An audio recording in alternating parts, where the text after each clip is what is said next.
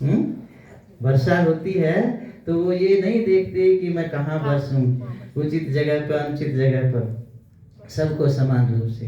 तो ऐसे ही राधा रानी ने कन्हैया जी को बरसाने वाला बना दिया। तो तब से जुगल जोड़ी सरकार बरसाने वाली हो गई। बोलो बरसाने की जय।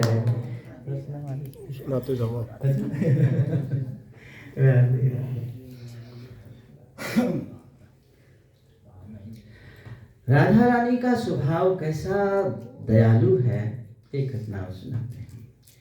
एक मंदिर में राधा कृष्ण का मंदिर, और उस मंदिर में दूर से दर्शन हो रहे थे, सामने सड़क से ही दर्शन हो रहे थे।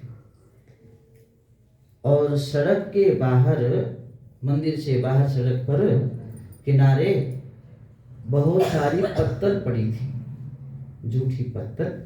भीतर पंगत चल रही थी, दोपहर का समय था, खूब भोग लग करके, और मंदिर खुला था। जय हरि नारायण गोविंदे चल रही थी खूब बढ़िया से, और पंगत चल रही थी। तो एक बेचारा भूखा गरीब, मैले कुचैले कपड़े और जूठी पत्तलों के ढेर को देख करके सोचा उसने कि संभव है मुझे भी कुछ मिल जाए। तो इस आशा से मंदिर में घुस गया।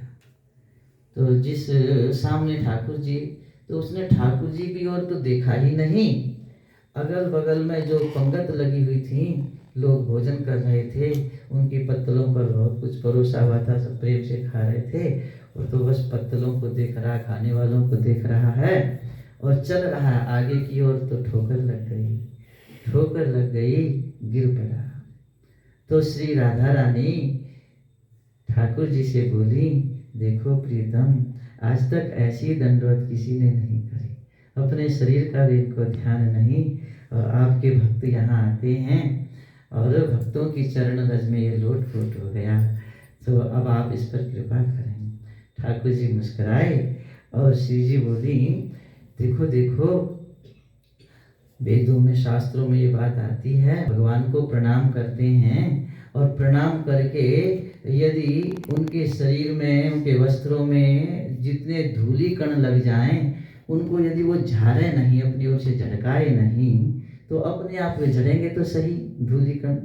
तो जो अपने आप झड़ते हैं, तो उतने जन्मों के जितने धूली कण झड़ते हैं, उतने जन्मों के पाप झड़ जाते हैं। और जो अपने आप प्रयत्न पूर्वक धूल कणों को झटका देता है, उसके उतने जन्मों के जितने कण झटका देता है, उतने जन्मों के पुण्य झड़ जाते हैं। इसलिए भगवान को प्रणाम करके, संतों को प्रणाम करके, जो शरीर में या वस्त्रों पर जो धूली कण लग जाते हैं, उनको प्रयत्न पूर्वक नहीं झटकाना चाहिए, नहीं झाड़ना चाहिए।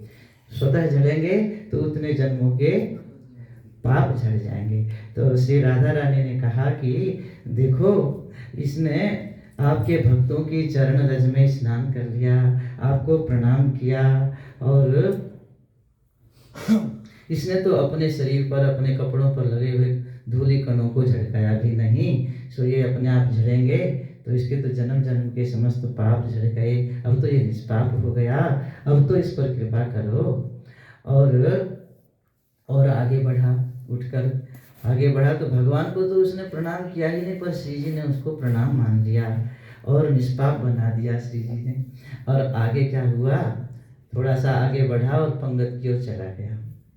तो मैले कुचैले कपड़े उसके देख करके लोगों ने उसको फटकारा, भाग यहाँ से, कहाँ से आ गया, कौन है। तो उसने कहा, भैया थोड़ा सा प्रसाद हमें दे दो।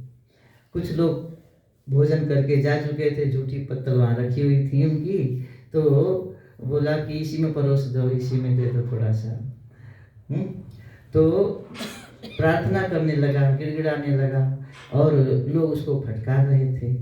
तो उसको कोई कष्ट नहीं हो रहा था, फटकार रहे हैं, थोड़ा सा प्रसाद ही मिल जाए। तो श्री जी ने कहा, देखो देखो, आपके भक्तों के प्रति इसका कितना प्रेम है, आपके प्रसाद के प्रति कितना प्रेम है, कितना अपमान, कितना तिरस्कार सह रहा है, इसको कोई दुख नहीं हो रहा है, और ये प्रसाद लेकर ही मानेगा, और आपके भक्तों का प्रसाद। के लिए कितना व्याकुल है, तो अब तो आपको कृपा करनी ही पड़ेगी। तो ऐसी है हमारी श्री राधा रानी, जो